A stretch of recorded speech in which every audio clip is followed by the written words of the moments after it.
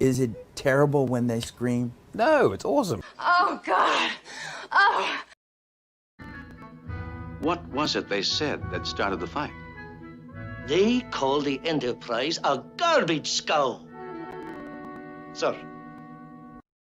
I'll tell you where I thought I came in. In the forest, when the lightsaber goes like this and flies off. I said, oh, what a great entrance. Ah!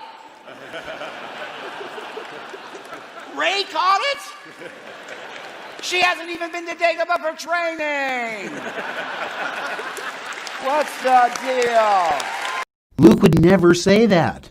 I'm sorry. Well, in this version, see, I'm talking about the George Lucas Star Wars. This is the next generation of Star Wars. So I almost had to think of Luke as another character. Maybe he's Jake Skywalker. He's not my Luke Skywalker. Who is this guy? How did the most optimistic, hopeful character in the galaxy turn into this hermit who says it's time for the Jedi to end? I read that and I said, what? I mean, that's not what a Jedi does. I mean, a Jedi is optimistic. A Jedi has tenacity. He never gives up. He doesn't secrete himself on an island. But you'll. I think that the thing that George never did was maintain the status quo. And I think that that's really important because... Fuck you, fuck you, fuck you, fuck you, fuck you, fuck you, fuck you! Yeah, fuck that bitch. Oh my God. Hi. Every time. Jeff was laughing in the background too. Oh. I gotta play him because I'm like, people say, why do you don't just talk about Star Wars? You can't be that Star Wars guy. I'm like, this shit so fucking hurts. I'm never going to fucking forget it. So not everyone that watch my channel, I'm going to make all of you remember because that's still my pain every fucking day. Goddamn right it is. Oh my God. We still have to live with that shit. That shit was real.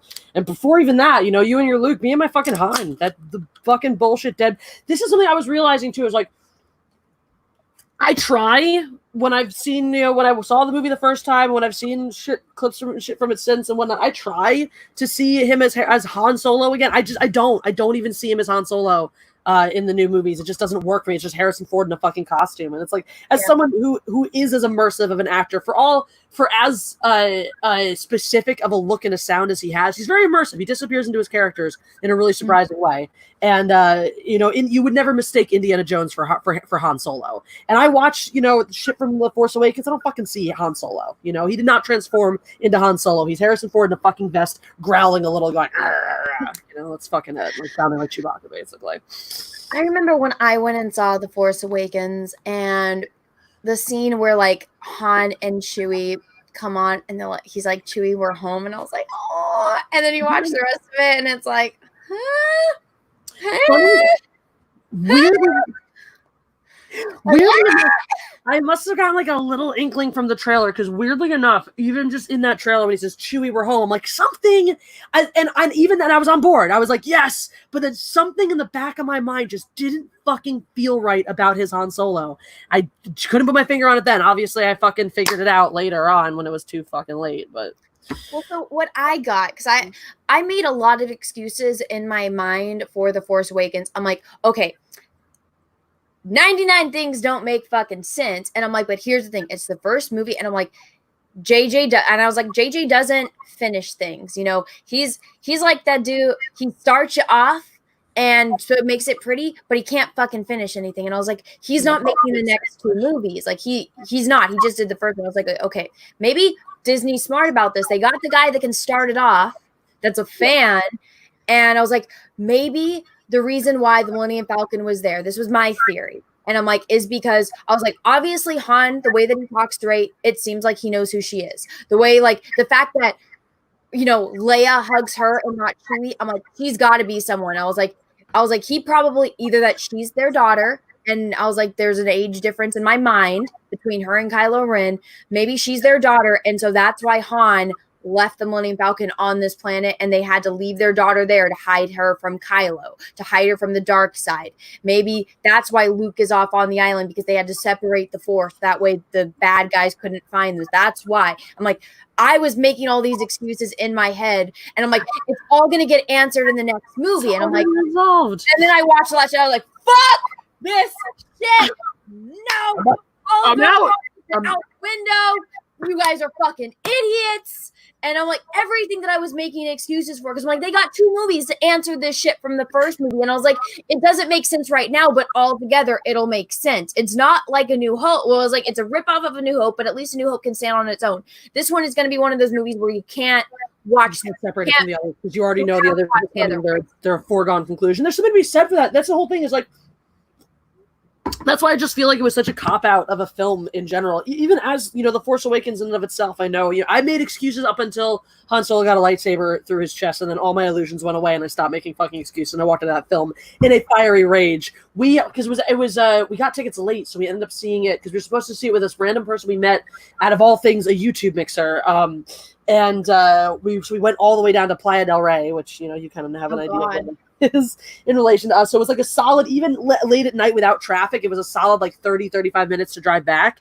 And my friend had to listen to me. She loved it. She fucking loved the whole thing. She thought it was great. She had to listen to me scream and yell about how terrible it was and how they did Han dirty for the entire ride back home. So bless her heart for doing it.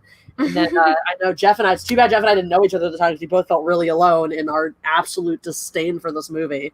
Well, I was like, Harrison Ford's been wanting them to kill off Han Solo, and I was like, that pissed me off, but I'm like, I feel like that was the only way that he was coming back. So that was, again, my excuse. It wasn't the fact that he died. It was the way that they killed him. They fucking did him in like a bitch. And to me, it was that, because I started really keying into the narrative structure and how it so closely mirrored the first one. And I realized they're literally only killing him because it fills the spot of Obi-Wan dying in the first movie. It serves no deeper purpose. Yeah. There's no deeper connection. And that's what it really struck me as how much of a disservice they were doing to the original film and the original characters. And that's the thing, exactly like you said, you could tell right from the get-go, this was not going to be wrapped up with a neat little bow. This was not going to be a complete, sustained piece.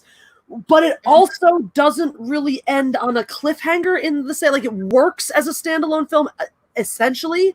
Obviously, there's a lot of missing pieces. And that's why it kind of bothers me even more, though, because it's like, you bitched out, you bitched out on the follow-through. If you know you're going to sit down and make a trilogy, make the trilogy. Make it start to finish, do like they did with Lord of the Rings or Avengers, Infinity War and Endgame, and you sit fucking down and just shoot the damn thing. Understand that you're doing this. Obviously, with Lord of the Rings, you can watch each movie individually, but it's not the complete story. It's one complete, exactly. And when you know you have such a gift when you know you're going to write an entire trilogy. Filmmakers are backed into a corner usually with the idea that I'm only making one, and if it goes well, I have to make the other 2, and end up in this really difficult situation to create a standalone piece like Star Wars with such a satisfying, gratifying arc to continue so naturally from it in Empire and Return of the Jedi. Bless you, Anna says, bless you. Bless you. That's okay. And so when you're given the gift of knowing that you have the financial backing and the fan interest to create an entire trilogy, you are cutting yourself off from the possibility of writing a 3-act structure over the course of 3 movies, which is so much more interesting because we don't get to see it that much. And I think they completely, by not be willing to take any risks whatsoever, by not by not trusting in their own fucking brand, which is so hilarious coming from them, because everything that they put out to us was, trust it, it's Star Wars, it's Disney, just trust it. But so clearly all their behind the scenes decisions show they did not have any trust in their own process, because if they had, they would have mapped out an entire trilogy from start to finish. They'd have locked down the directors, they would have made the fucking thing. What I probably would have done is gotten 3 different writers and kept one continuous director to keep a sense of continuity from the first to the third. An entire 3-act story, opportunities to tweak things here and there as things go on. If I need to do reshoots or if anything changes, the reactions, obviously you want to have that opportunity to be a little malleable based on your fan response. But there should have been at least a basic outline, and really, I think the shooting done for most of that. So you have this continuity of character, you have this continuity of world, of feeling throughout this entire project, and then you make those changes, the hand of a different writer, maybe a different team on various parts of it, attacking things a little differently to change it up to, bring something new into it. Or if you want to change directors, fine, but keep something, some through line. And instead of doubling down on this adventure of creating an entire trilogy, they bitched out, made one movie, and said, we're not really sure what we want to do with this. Yes, you fucking do. You're writing the conclusion to the most epic space saga ever created. How do you sit there on your thumbs and go, we don't know what we want to do with this? How the fuck are you that irresponsible? They're just fucking idiots. That's the majority of the situation. And Rian Johnson throwing out JJ's script, whatever it was, I don't think any of us will ever know. it's so fucking stupid. I have a few super chats, so let me read them real fast. Okay, now you want to do this to me, YouTube? All right, let me pull this up. It says, reality Chuck numero uno. Thank you for the super chat. Will both of you discuss the situation regarding Twitch streamer Sweet Anna? I have no idea who that is, or what the situation is.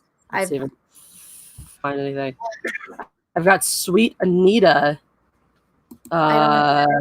Sweet Anita seems to be something. She's a Twitch user with Tourette's. I know who that is. Sweet Anita fears for her life because of an obsessed stalker. Twitch streamer Sweet Anita said a stalker is sending her death threats. Twitch Anita streamer Sweet Anita suffering shocking death threats. I mean, look, that sucks and it's terrible, but we also live in a world where people regularly get death threats for just being on an opposite political spectrum. Like, it's not even that. It sucks, and I hope it's not serious, and I obviously hope nothing bad happens to her as a result of it. I think it's terrifying that he wants to go. Actually, someone reached out to me in the Fandom Menace recently, or not to me specifically, but reached out to a group of us. Like, yeah, you were in that group, about someone that was freaking her out because she was like, oh, I think this person's stalking me, because he was like writing all these messages, signing them like love and stuff like that, and acting really whatever. And we deal with that shit too. It was my response in that situation. It's fine. Yeah, Sweet Anita. You didn't have to make that correction. We figured it out. But thank you for the additional super chat. Yeah, thank you for the super chat. Sorry. Don't worry. If it's a spelling error, I don't worry about it. Yeah, we were able to figure it out, so no worries. I would, yeah, like Jessi said, here's the thing. When everything happened with my sister, I got doxxed. My mom got doxxed. I got sent pictures of my mother's house, my mother's cars with like the license plates. Yeah, with death threats included, of my mother's house and of my sister's work, because my sister at the time was 20 years old and doesn't understand. Don't respond to people on the internet that you've never talked to, that are only responding or messaging you on Twitter because they want information about me. My sister was 20 years old at the time and didn't understand, and was dealing with the fact that our other sister died, and people were reaching out to her and she didn't know what to do. And you don't know what to do when people have this false narrative of, let me talk to you in this way of trying to get things out of you. And my mom, somebody out there has pictures of my mother's house and sent me, I'm going to go and, do A, B, C, and D to you, your mother, your mother's dogs, your sister, your father. And so I would say, when it comes to stuff like that, it fucking sucks. You just need to take proper precautions on protecting yourself and telling the right people, and there's steps to do at this point. Talk to the police. This is next level shit. I just read some more about the Sweet Anita, if you want to hear about it. Yeah, sure. In 2019, she reported that her stalker visited her town, slept outside her house, and moved permanently, so he now lives nearby her own place of residence. He has also assaulted her while wielding a knife, and although he was detained by police with witness statements from Sweet Anita and a friend, he was released with a caution. One of her last live streams, he wrote, "I'll kill you soon, not with the cheap kitchen knife I had last time. No, I'm going to bring something special for you." The police came, advised me to lock my doors and call 999 if he shows up again. Not even 911. Neither knew what doxing is, that it is a crime, or what live streaming is. It would appear that no further action is being taken. Wow. I would get a Ring app on your front door. I don't know if you can get it on your. I would set up cameras. I would get a dog. If you're in an apartment, here's what I would do.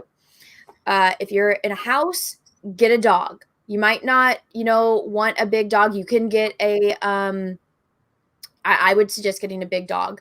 If not, get a little yappy, annoying dog that will bark. Tulip is a wonderful dog. She will fucking bark. And, she's like, she didn't understand that she's not a fucking Mastiff.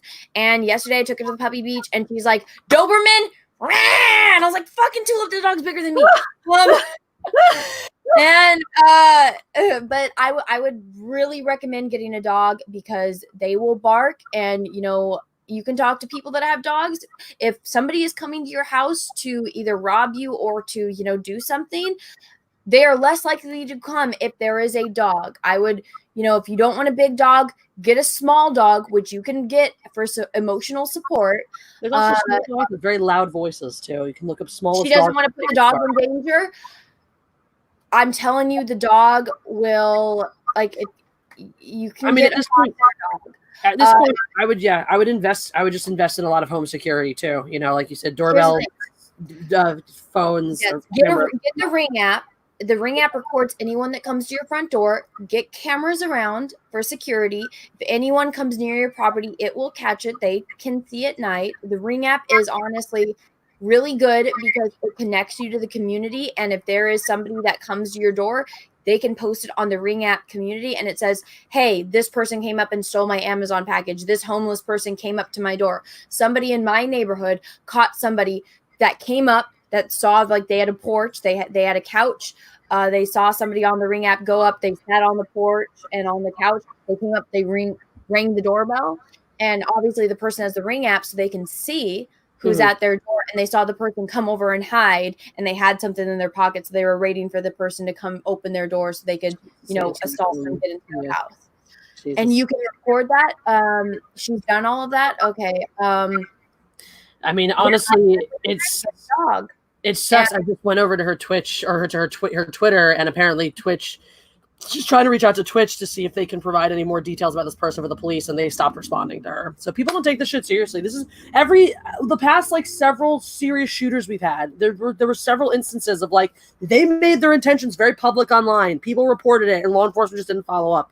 And it sucks because it sounds like she's done everything she can do. She's trying to bring awareness to what's happening. She's trying to get protection and get law enforcement involved. And it sucks because, I was reading a little bit in this article what she's saying about it. It's like what you're saying about it too. No one fucking helped you. People straight up doxed you. They're posting all sorts of horrifying threats, demonstrating that they know where you live and where your family lives. And no one gives a shit. No one fucking gives a shit. It sucks for us in our position. Because people don't take it seriously. People don't take any of this. People don't take anything seriously anymore because we're so inundated. If you go to the police to say, "Hey, I do stuff on the internet," they're like, "Oh, it's the internet. They don't care." Exactly. It's not real. Yeah, it's fucking real. People lose their jobs over this shit every day. It's not a stretch to think people lose their lives over it too.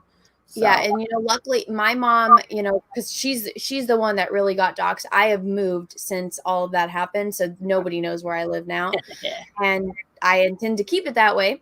But my mom, my sister has a giant Doberman that barks like bloody fucking murder. Yep, that's not supposed to be a pun.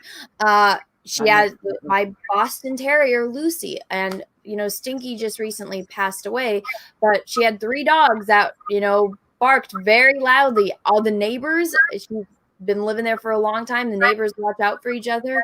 Not everyone has that, convenience. So that's scary. Well, she's in the UK, so she doesn't have the luxury of buying a gun. So that's shit. I guess 999 is there 911. I was gonna say because I've had my concealed weapons permit since I was 19 years old. I really need to get one. But yeah, that shit's scary and real, and unfortunately affects a lot of people, and it's stupid. Doxing is wrong. It is not okay to dox. It is not okay to dox someone in retaliation for doxing. It is not okay to dox someone in retaliation for any reason whatsoever. It is just not okay. It is fucked up. It is wrong. And if you do it, you are wrong. It doesn't matter what reasons you did it for. It doesn't matter what your moral basis is or how evil the other person is. If you dox someone, you're fucking wrong. If you support doxing, you are wrong. If you propagate anybody else's private information that they want to be left private, you are fucking wrong. End of story. There's no middle ground. There's no black and white here. This is pretty absolute. I'm not someone who's always absolutist on shit, but there are certain things like doxing. It is wrong. It is always wrong. It does not matter how virtuous you are or how good your intentions are. If you dox someone, it is wrong. And it's like I remember a few years ago with that situation with Apple wouldn't unlock somebody's phone, and they're like, no, even though this person committed these things, which I didn't necessarily. In this situation, I didn't agree with them. I'm like, this person, what were they gonna? I can't remember exactly because it was a few years ago. I was still living in San Francisco when this happened, and I was like, I think that they were trying to either bomb a building or they had killed people, and then the person was dead, but they got their phone, and the FBI wanted Apple to open the phone, and Apple said no because they didn't want to break their security, their confidentiality. And in that situation, I was like, they're fucking I understand I was like, I understand where they're coming from, and I understand where the police are coming from. In this specific situation, I understand Apple unlocking this murderer's phone. Also, they're fucking dead. Also, when you have committed crimes, you waive a lot of your fucking rights, and I don't care about your rights anymore. Exactly. But I understood how Apple was trying to say, well, we don't want to because then they'll ask us to do this again in another situation. And when's the limit? People's personal information is only for us to steal and profit off of, not the government. Oh, silly government. That's really what it is at the end of the day. It's like, no, only we want access to your information. We don't want to show you how to get access. Well, yeah, doxing is wrong, and if you do it, you're a shitty fucking person. It doesn't matter how pissed you're off at another human being. You don't give out another person's personal information just because you don't like them. Now, if there's somebody that's like holding another person's hostage, if they're, doing human trafficking, if they're gonna, I don't know if you watch the documentary, like Don't Fuck with Cats, if they're like, oh God, yes. If they're putting videos of themselves murdering kittens on YouTube, then it's time to call the police and get that person arrested. Crime is different. Crime you have by committing by somebody that's on playing fucking Overwatch or something, then no, that's like bullshit the other day too that I was just reading where it was like one fucking news host accused a journalist of preparing to write a story in a written publication that was going to dox him. Didn't actually do it. There's no evidence one way or the other that said this person was going to dox the news host or not. And in response, the fans of the news host went and doxed the reporter, doxed a bunch of other people who worked there, doxed his family members, harassed the shit out of him, sent him death threats. I'm like, do you not understand the idiocy here? You doxed somebody in retaliation for someone else accusing them of planning to dox them. Like, they didn't even dox anybody. And y'all are out there like, doxing is so wrong. Dox. People need to get the fuck over themselves and stop acting like it's only wrong if people I disagree with do it. No, it is fucking wrong. When behavior is bad, it is bad. It doesn't matter if you're on the right side. And we've gotten so far beyond that as a society into this idea that like behavior is only as relative as the morality of the people, of the victim and the perpetrator. Like, no, morality is morality and behavior is behavior. And you can have good beliefs and do bad things. You can have bad beliefs and do good things. Or you can align. It certainly happens all of the time. You can go through countless examples in history of people with the best intentions who did terrible things, and people with horrible intentions who ended up doing really, really good things. Like it doesn't, the morality, it doesn't factor into it. The actions do. We were raised, to believe your actions had consequences. That it's not what you say, it's what you do. That sticks and stones can break my bones, but words can never hurt me. And now we're complete opposite of society. Nothing matters what you do anymore. All that matters is what you fucking tweeted yesterday or 10 years ago, depending on who it's relevant to. It's absolutely ridiculous. It's totally maddening. What the heck? That's weird. What happened? Oh, there we go. Here, make a face. Make a face refresh. Hold on. Let me get the button. Okay, when did I do it? Okay, I think I did it. For whatever reason, YouTube decided to freeze this on my face, so I switched the thumbnail to be the matriarchy thing. But for whatever reason, YouTube doesn't like that thumbnail, so I was gonna just make another one so that way we could have like. Sure. Anna showing religious symbols on her stream. Oh no. Oh no, it wasn't. It was like a zoom in of my face. I'm like, ah. Beautiful. So I was like, let's just get a picture of both of us. That's Oh, just you want to make sure I look stupid too. Gotcha. Okay. Holy. Yeah. There we go. I'm the only one looking ridiculous on my stream, and Jessi is known for her ridiculous faces, so I'm sure she'll be game to make her face be ridiculous. Well, I think it's like because it's an unfinished sketch for whatever reason, people don't. I have a joke about. I don't even know where it is anymore. I do have a joke about my God, why can't I find anything? My resting like me face, my regular picture taking face. I don't have any good examples of it here. I'll find one though. Because there's like 8 different pictures from taken over the course of multiple years where I'm making the same stupid face. I just joke that's like my resting face. And you have no evidence to the contrary because you guys don't see me when I'm at rest. I've got to be making it somewhere in here. I've posted it like 3 times on my Instagram because I think it's hilarious that my face, it's some variation of this face, basically, that I just made. Yeah. That is, I make that face a lot. Like kind of wide-eyed, though there's the version with my tongue sticking out, which I think you see more often than not. I know it's here. Where has it gone? Malin already passed 50K. Yeah, if you guys haven't already, go back. John's Graveyard Shift 3. I need to do it because the add-ons don't appear on your phone, so I was going to order it from my phone, but I need to do it via PC. So I haven't done that yet.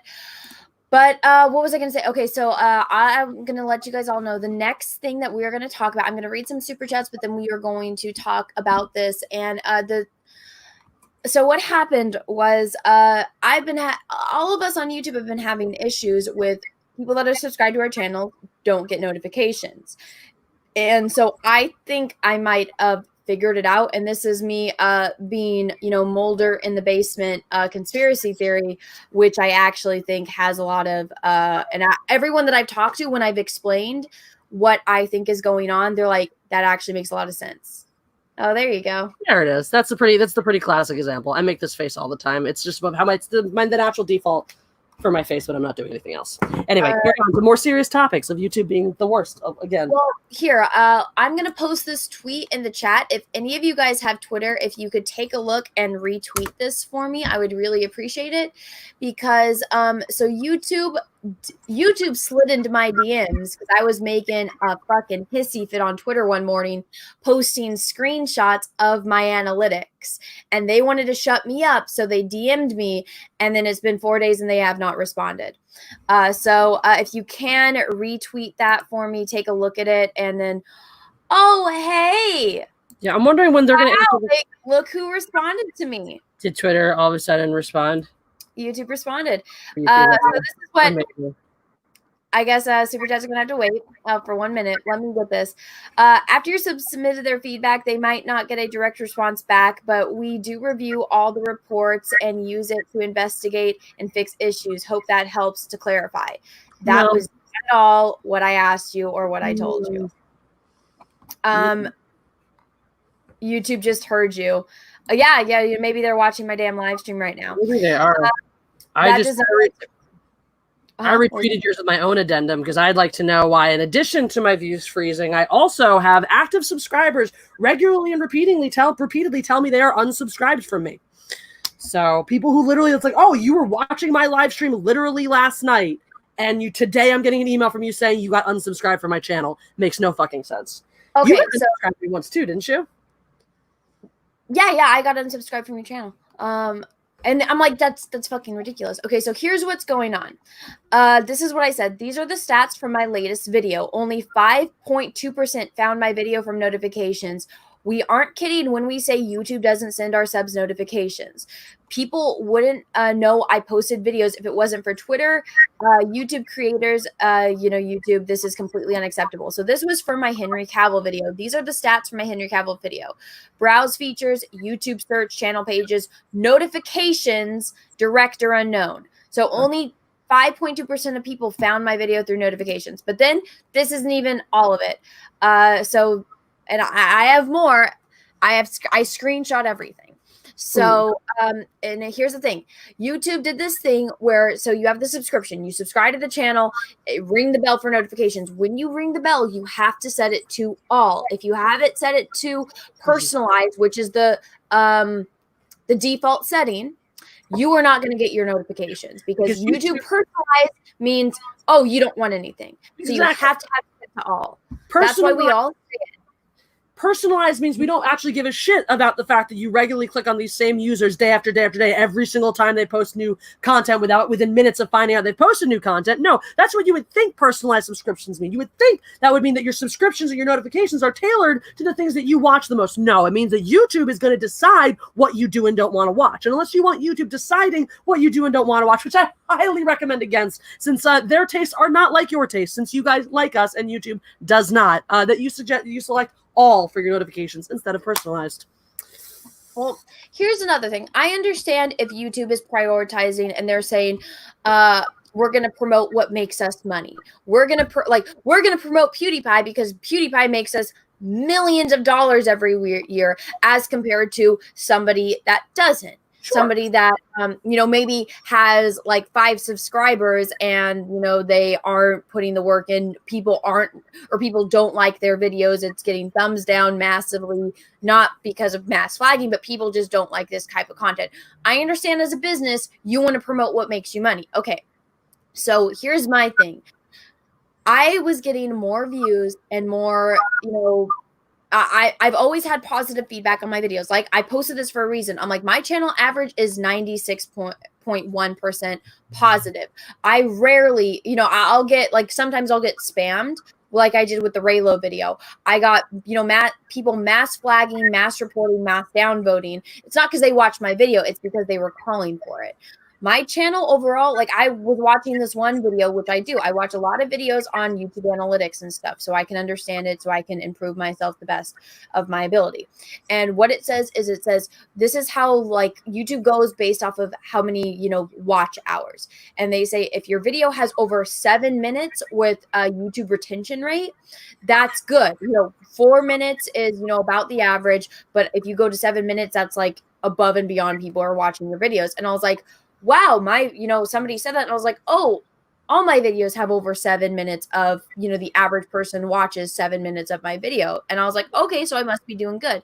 My videos, I never get, mass, I usually only get positive feedback aside from, the few trolls that come out of their way of the woodwork. So I'm like, these are videos that people from my audience, from the feedback that my audience provides me, says that they like this. Mm-hmm.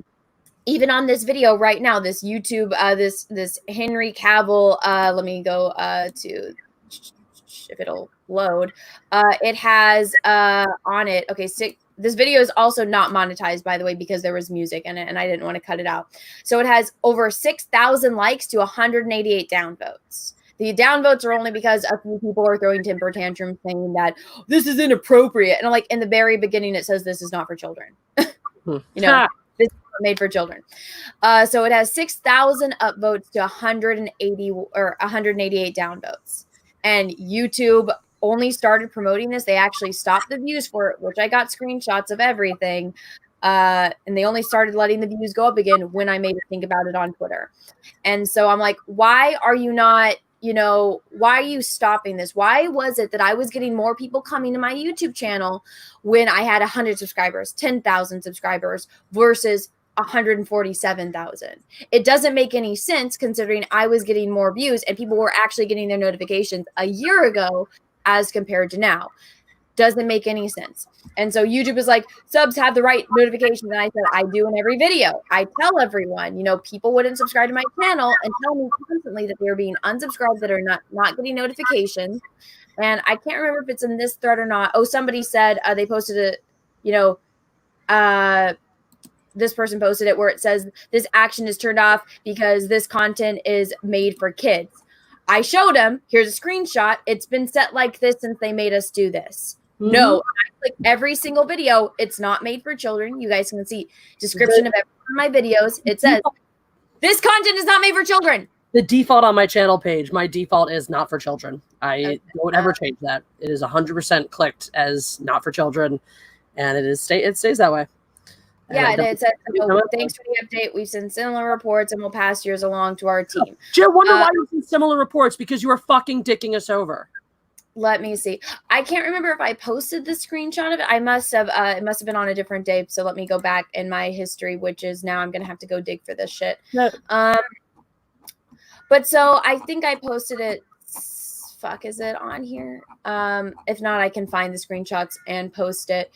But, I sent it to them, and I don't know if I could do this without showing the DMs because I don't want to show all of my DMs.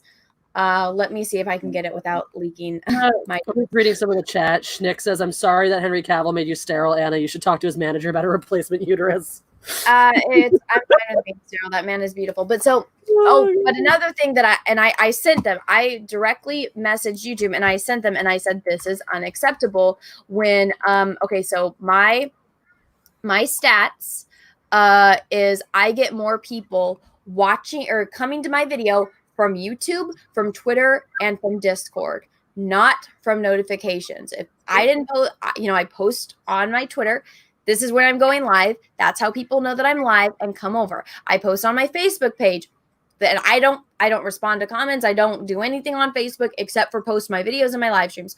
On Discord, I try to be more interactive, but it's like I don't have very much time to do that kind of stuff. But so I make sure that there's ways for people to find my content. And this is not just me. It's basically all of us. And then I started thinking, because when I was dealing with all this with YouTube, and now they finally fucking responded to me again. They didn't answer any of my questions. What their response has nothing to do with anything. So this is what I said to YouTube, and I'm not gonna. Maybe I'll get screenshots of my DMs. But this is what they said. They said, "Thanks again for checking all of the notification settings. As a next step, please have your subs log into their account device experiencing this issue and ask them to send feedback directly to YouTube and at YouTube Help.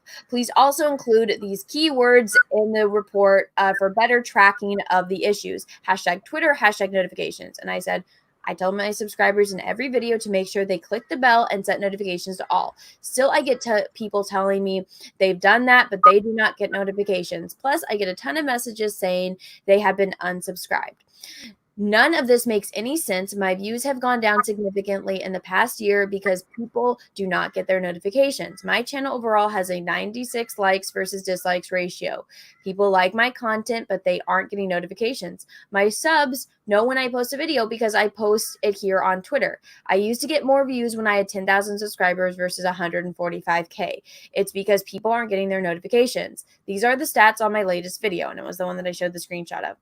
Only 5.2% of people are coming from notifications. I post my videos on here on Twitter, my Facebook page, and my Discord so people see that I have a video out because they do not get their notifications. I'm sure you're busy, but this is a problem I've been dealing with for my channel for over a year. I'd like to resolve it ASAP. This was their response. After your subs submitted their feedback, they might not get a direct response back, but we do review all reports and investigate to fix these issues. Hope that helps. Hope this helps to clarify. They didn't respond to anything I said. Yeah. And so Yeah. Twitter poll is a good idea to see who gets notifications. I did that and on, but here's the thing. Not everyone that is subscribed to my channel has Twitter. Not everyone. A lot of I've had to hear that a lot from my people. And I'm like, oh, check this thing on Twitter. A lot of people don't. Plenty of them refuse to be on there. It's not a reliable metric of your following. Well, a lot. More power to you if you're not on Twitter. It's a soul sucking thing. But so then, when I was dealing with all of this was early in the morning, and because my sleep schedule is off, so I usually go to bed around 8 a.m. Pacific Standard Time, so my time, and then I wake up a little bit later in the day because it's too hot during the day to be here in my studio with 4 computer screens blasting heat in my face, and I can't have my fan on because it'll get picked up by my microphone. But I caught them the second YouTube and people started seeing this on Twitter, which is ironic that the best way to get a hold of YouTube is on Twitter. All of a sudden, my views on my videos, and I take screenshots of everything. Around 3 a.m. to 6 a.m. my time, my views stop, completely dead in their tracks. And it says, here are the projected views. That stops too. My comments are still going. My likes are going up. Everything else is still moving except for the views. And it stays that way. It'll go up by like a few later on. But that doesn't make sense when, I'm getting, 100 plus comments and no views to go with those 100 plus comments. It doesn't make sense. And then so my videos get stopped. They stop them. Jeff definitely has that shit too, as I've noticed. The last video we've just been tracking, your last video, it just kind of froze overnight, didn't it? And then just picks back up. Yeah, it happens. So that happens a lot. Thing where my videos would freeze from 4 p.m. Eastern Standard Time when I lived back in Ohio to about 7 o'clock. Yeah. And there would be even times, Anna, where I would have a video, the thumbs up would go up, but the views would freeze. That's what she said. That's exactly what I'm dealing with. And so when YouTube started responding to me on Twitter, all of a sudden, my views went up by like 200. And then I got a screenshot of it because I was recording. I'm like, it's not moving between this time and this time, but other things are moving. I got a screenshot. And then all of a sudden, they minused 100. and I got a screenshot, and then all, they were fucking with it. And I was like, they're going in and manually doing this. This isn't, and I saw somebody saying, oh no, that's them just accounting for, fake bots and stuff. I'm like, no. That's different. I've dealt with that before. I'm fine with that if they're just purging, bot accounts, which they're out there. We've been spammed by, those sex bot accounts that were going around Fandom Minutes channels for a while. Also, hello, Critical Drinker. I see you in the chat. I'm a big fan of your channel and your content. I know we've never spoken directly. I like your videos. Cool. So do I.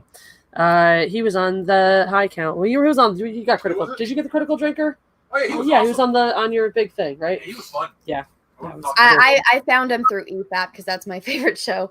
On the Brit Council, people keep telling me specifically. People have told me that I need to collab with Critical Drinker. People keep telling me that I need to yell with Heel vs Babyface for that. Oh yeah, you would get along well with Az. People think we should just yell together.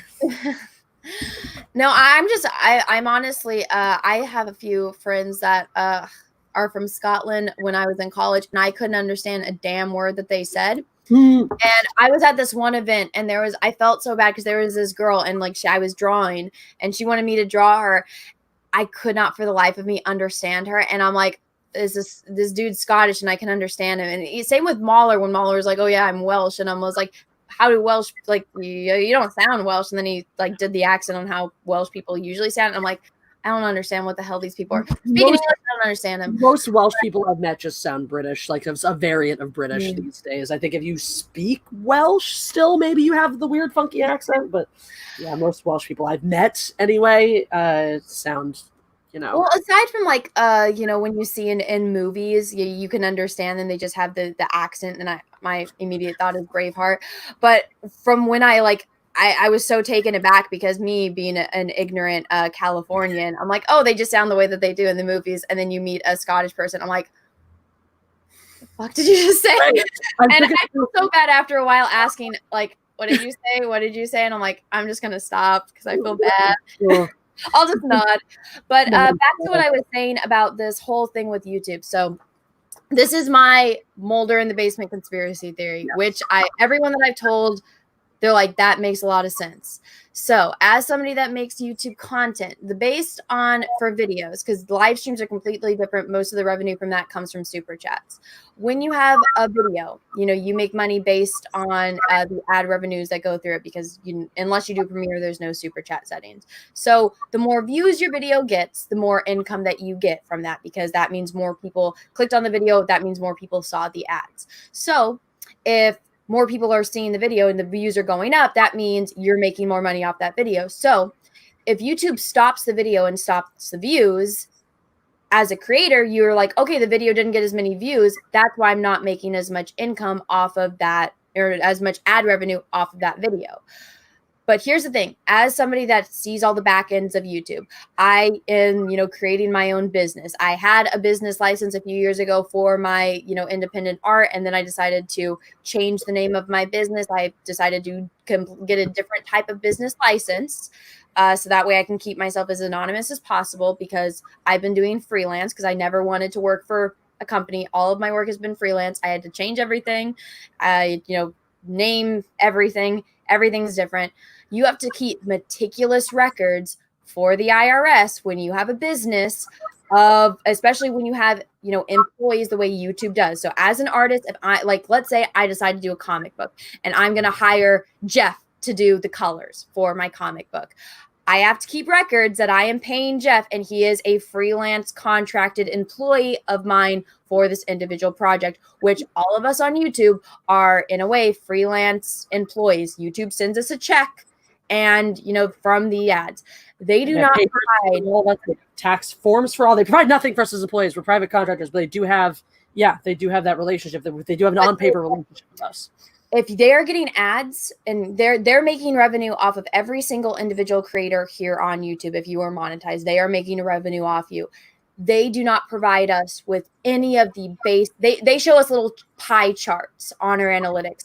They do not provide any of the information that they would have to have meticulous records on. And I'm like, as somebody that, both of my parents they started and owned and operated their own businesses. My mother stopped because she decided she had 3 children. She wanted to be a mom. My dad was like, still does it to this day.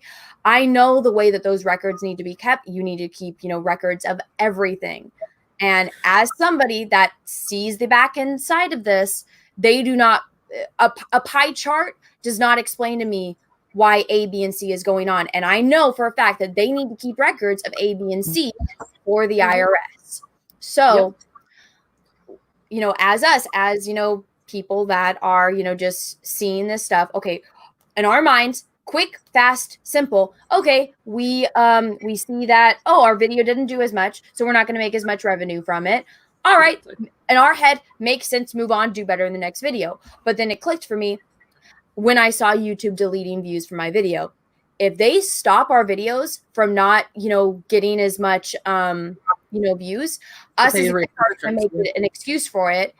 What if we still are getting those views and they're changing the numbers, which I wouldn't put it past YouTube, so that way they can make more revenue off of us. And we make excuses for why we're not making as much revenue because our views are going down and they're really changing the views. So that way they can make more revenue off us. And we have no way to prove it because they do not provide the information that they should be providing for us. Why don't we get a rundown? I should get a rundown every single month of the advertisers that ran ads on my videos, what total revenue that brought in for YouTube, what my percentage was, what their percentage. I should see those raw numbers as, because these are numbers. It's not like they are choosing how much they pay us or not. This is based on the money they make off of their advertisers. I saw someone in the chat say something about like ad blockers. No, that doesn't affect our view count. That's the whole thing, is you can have ad blockers and all that stuff that might affect our revenue and whatnot. That does not affect our view count. So this is something that's really easy for them to fake, essentially, because they control the flow of information so specifically. You can dig into your analytics and you can get a lot of numbers and a lot of interesting information, and also a lot of fluff and garbage that doesn't really mean anything, a lot of smoke and mirrors back there. But what they're denying us is a lot of this real raw data, this real raw information about actually where our money comes from and what percentage of it we're keeping. You can see that even for super chats, you have to jump through hoops to figure out those conversions, because you have to add up everything. You have to do all the conversions from super chats that come in from different money sources. Jessi, chat. I'm wearing the exact amount of makeup that I wear in every single video. The only difference is that I'm wearing a different shade of lipstick because I ran out of the ones that I usually wear. Is everyone going on about that? If the stick is so far up your ass that all you guys can focus on is my makeup, it's exactly the same. Exactly the fucking same. The only difference is this, and you guys lose your minds and say, I'm wearing so much makeup. I do not wear very much makeup. It's just the lipstick. If I wipe the lipstick off, people would not say anything. I usually watch her put it on too, because we're usually backstage while she's doing it, and so I can vouch for that. I've seen her doing that. I just don't wear makeup because I just don't, and it doesn't matter. It doesn't make either Anna or I better or worse for the fact that one of us does and one of us doesn't. No one's trying to impress anybody. It's just how we choose to look. It's how we like to look. I think it's just the stupidest thing about like the women's issues today too. Is this business? This isn't even red. You can't fat shame anybody, but now you are allowed to skinny shame people. Like, you can't even red. It's women for not wearing makeup, but you can totally shame them for wearing too much makeup. Wearing makeup, not wearing makeup. It's red. It's like a neutral. It's a pinkish. It's like a bold. I would say this is the normal one that I wear. This is this one. It's just a different shade. Darker. It's a little more a little more purpley in it. But yeah, I hate people try to get on that shit about like how it's like, dude, it doesn't fucking matter. Like, I think the difference is and no offense, guys, I'm gonna say this. Women can tell. Men make a big stink about it. That's the only time I see people complaining that I have makeup on, and I wear the exact same amount of makeup in every stream except last night I was not wearing makeup. Surprise on stream because I came back from the beach. They throw a fit anytime I change my lipstick shade, but I ran out. Sorry, guys, you got to deal with pink lips, but continue. It happens. That's like me and my hair. People freak out if anything changes, or if I wore a hat in a video once, like ages ago. People lost their fucking minds because I didn't flip my hair. It was hilarious. Like, that's why I love it. For every person, and that's why I never sweat it, because there's always people who get like so agitated, like, oh my god, I can't believe you need to stop flipping your hair. It drives me crazy. I'm losing my mind. I'm gonna break a window. And I'm like, you need to stop. Like, there's a problem here, and it's not my hair flipping. It's the fact that you watch me flip my hair and get so riled up you want to break a fucking window. But for every one person that loses their mind over the amount that I touch or flip my hair, there's like 500 more that would equally lose their mind if I stopped. So I'm here for the fans, not for the haters. I personally like the hair flip, but sorry I interrupted you. I just saw the chat was Oh no worries. I totally get it. losing their shit over how much makeup I'm wearing. I'm like, it's the same amount. It's the same regular wings, the regular, amount of everything else. It's just a slightly darker shade, slightly more like saturated shade, I guess, is the way to say it. I think that, but also I think, when people don't really sit in front of a camera or like have lights, it's like the lighting affects it, the way that you have your camera set. I have to have it a bit different because my background lights and then my front light, it's just all the stuff that has absolutely nothing to do with what we're talking about. I actually change my light sometimes when we stream because you have a bluer background on yours. And so I sometimes go to a colder light to match us a little bit. Do you have a what? I said, I was like, you can see my ring light in my glasses. Yeah, that's why I hate. Oh God, you can even see? That's why I don't like the ring light. Even on certain settings, you can actually see it in my contacts, and it's weird, just reflected in my eyes. Weirdly enough, though, the setup I have now with the green screen where I put all the lights for that, I'm like, this looks fantastic. I don't even usually. I'm like, I pulled back from the camera a little bit too, and so usually in the higher definition that I get from shooting those videos, I'm like, I gotta wear something under my eyes. I hate the way I look. I fucking love it. Just a little bit of light. The right light, the right angle does wonders. It's really awesome. Oh my yeah, Richard, I understand. Go watch my stream from last night. I'm not wearing makeup in that if you want to see. I think you look great no matter what. I think people lose their minds no matter what, but you look great. So I've seen you both ways. I've seen you just woken up and stuff. And then you remember I was thinking about the other day, remember when you put all the glitter on my face for Star Celebration? It was so fun.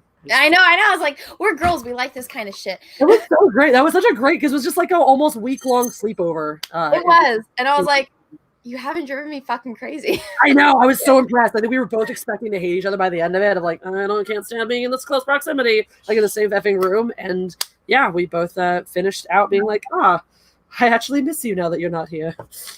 But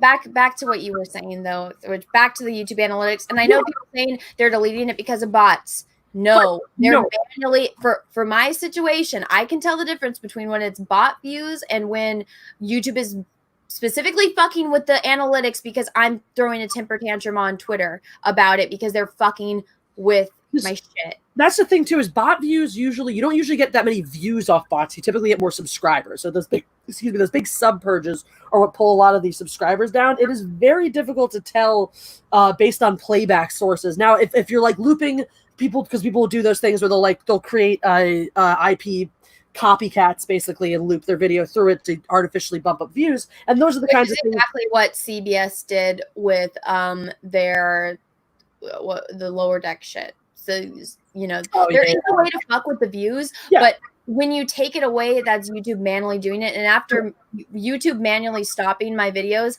every single time I post them, the views at like between 3 a.m. and 6 a.m. And then they go in and I'm watching my analytics like a hawk as they manually add views and then subtract views. Yeah. And I catch them with my screenshots. At the exact time where you've already specifically called them out for saying, this is the time you fuck with my views. So, yeah. But yeah, I wouldn't put it past them for them to be not, not sending out notifications, actually changing the views. So that way us as content creators see, we had less views on that video. That's why we're making less income on that video, as a way for them to make money off of us. Because I honestly think that they know at this point that their stuff is failing because they fucked with it so much, and they want to make as much money as possible off of all of us. They're just basically, because that's what I was saying just before the video. I was like, what, there's something here doesn't compute. Something here, doesn't make sense about the whole, like, what do they stand to gain? I thought originally, okay, maybe they're just caught up in this, culture war, and it's easier to control the narrative on bigger channels that they have these bigger partnerships with, or smaller channels that stay small. So I thought it was all about controlling the narrative, and I was like, what do they really stand to gain by it's these mid-tier channels? It's you, it's Jeff, it's these 100 to 200,000 before you really grabbing their attention and bringing in the big bucks, but still relevant. A lot of people know you and care about you, and it's like, why is this happening? My extra conspiracy theory is that they know, how how dangerous I would be if they actually gave me a platform. But that's my rationale at the moment. But you look at it, I'm like, what do they stand to gain by this? And it's exactly that, just ripping you off. And I always thought of it as like the Fight Club analogy. It's that great scene when he's on the plane next to the woman, and he's explaining what he does, how he flies around the country looking for instances of car crashes due to faulty equipment, and they do a completely cold calculation. You know, what is the cost of doing a recall, basically? What's the cost going to be of paying out and settling individually with all the families and people who die from these crashes, you know, versus the cost of doing a recall? And if it's less to settle, they don't do a recall. People die. Who cares? And to me, YouTube has made the same calculation. What are the odds that people are actually going to figure this out, be able to prove it, and get people on board enough? Because again, YouTube is a very divisive community, like Twitter, like the rest of the internet. It's very easy to divide us and keep us apart. And it's very difficult to get enough voices together that are powerful enough and branch communities. That's the whole thing. The Fandom Menace all bands together, starts calling this shit out. Great, they just tamped down on the Fandom Menace. Comicsgate starts doing this, they'll tamp down on them. If any specific individual movement on YouTube starts speaking out, you know, and it comes together on this one thing, they'll just silence us. You know, so they basically look at the calculated risk of what are the odds of multiple platformers coming together, and because of course your top tier creators aren't going to get involved in this. Your multi-million subscriber tier creators, they're making bank, they're getting everything they want off this platform. They're not going to support going against their breadwinner. It doesn't make sense. So the odds of all of us coming and doing that and creating a big enough stink and getting big enough attention that they actually get audited, investigated, in some way exposed, they figure are lower than the chances of them getting away with it. And at the end of the day, they calculate, you know, how long it would take for even people to catch on, how much money are they going to pocket in the meantime, versus how much they end up settling for in a class action lawsuit, you know. And if they think they can pocket more and run away with more money than they're going to have to give back, then they're absolutely going to do that. They don't give a shit about us. It's calculated business. If they think they can get away with it, they're going to do it. And the whole thing is, it's an audacious move to straight up steal our money. But who's stopping them? The only recourse I went into my analytics. I had a day of super chats that I made directly from a video that were just gone. They were not there. That would not have been caught by YouTube or paid out to me at all if I had made a huge effing stink about it. And my only recourse was to harass YouTube creator support until somebody finally fixed it. And continue to tell them, I'm not satisfied with this. I'm not satisfied with this. You know, and if they hadn't resolved it, they just said, screw you, we can't fix it, we're taking your money. What am I going to do? You know, I have to hope that a lawyer or an investigative journalist is going to take up my case. And if nobody wants to do that, you know, for every case you do here that gets blown wide open, for every investigative journalist that, you know, uncovers a scam or something like that, there's maybe hundreds of others that nobody took the time to investigate because it wasn't, you know, it was too small potatoes. So yeah, what am I going to do? Drunk 3PO and John talked to the same issue on the same day of super chats missing, and they had to hammer YouTube for weeks and keep publicly adding them before this got resolved. So if they have the audacity to just straight up have glitches where your super chat money goes directly to them instead of to you, of course they have the audacity to behind the scenes siphon off your ad revenue. Oh, and you know, I have memberships active, and I don't really do much for my members because guess what? Since I've had YouTube membership activated, I haven't gotten any of that because you have to pay to be a member. I have not gotten a single, you know, cent from people that have been paying to be members for my channel. And I didn't know if it was something that YouTube pays it out differently or if they pay it out all at once. I have not gotten any of that. And I'm just like, I don't know what's going on with that. I don't know how that works, but I have not got, and I didn't know about the whole super chat thing with you guys. Honestly, it's very shady. And the thing is, if you're, you know, YouTube has to provide, and, you know, has for the people that are paying to have their ads on YouTube, they need to be getting stuff back from YouTube to see we're getting our money's worth for these ads being out there. So they have to be providing some kind of information to the people with the ads. They have to be providing this information to the IRS. They have to have records of this, but they don't provide it to us content creators, which doesn't make any sense. Neither is it. It's not right. And it's shady, and I think that there's a lot more to the story, and I think there's a lot more going on. I saw somebody say that my channel is still marked, or that they can't hit the subscribe button or the bell because or I think subscribe is different than the bell thing, because it's set for children. It's never been set for children. The second that it was able, I said, no, this content is not made for children. Never for children. Screw you. I did notice, fun note, because I know this is always going to happen. My only video that's gotten listed as limited for monetization recently is the one where I talk about the Jews, because you can't talk about the Jews on YouTube. YouTube bans the Jews. My people are illegal on YouTube. Hooray! Ironic, since isn't Susan Jewish? Probably. It's just dumb. It goes into, and I've talked about this a lot before. This like blanket blocking, because there is so much anti-Semitism online. I think they just automatically filter out any content related to Judaism because like, well, there's probably anti-Semitism here, which is stupid because what you end up doing is just erase Jewish voices or people actually having real discourse about it. Which they do a lot. They've done that with like they've made certain terms related to the queer community sort of hot, which you can't use when your tags or your titles. Or I have to pee. I will be right back. You can continue. Yeah, no problem. And it's just so it's really idiotic to me because they've made certain words related to that, words related to certain issues. They make them hot issues, and then it all falls under their blanket. Now they have all these extra specifications for monetization. They have this really convenient out. I can't screen share with you guys right now because Anna's peeing, but I can tell you. If you go to list on for ads, right? If you go to put ads on and you go to you have to list what it is. So inappropriate language, you have to rate. Do you use some profanity or a lot of profanity? Adult content, and there's options to rate it. Like, is it just romance or kissing? Is it blurred or censored nudity, or is it full nudity? And if you click the full nudity, it probably tells you that your video can't be on YouTube. Violence. Do you show mild violence? Is it a real injury? Or is there a severe injury? Any drug-related content. Education, I think, is usually fine, but anything, here's the fun one, firearms-related content, even hunting-related content or guns shown in a safe environment like a shooting range, automatically gets your channel flagged. So right there, opinions, interesting. And then sensitive issues, recent events dealing with war, death, or tragedy, discussion, and under that are discussions of modern acts of terror, events resulting in the catastrophic loss of human life, or controversial social issues, and then analysis or opinion around serious and topical events not described as above, such as COVID-19.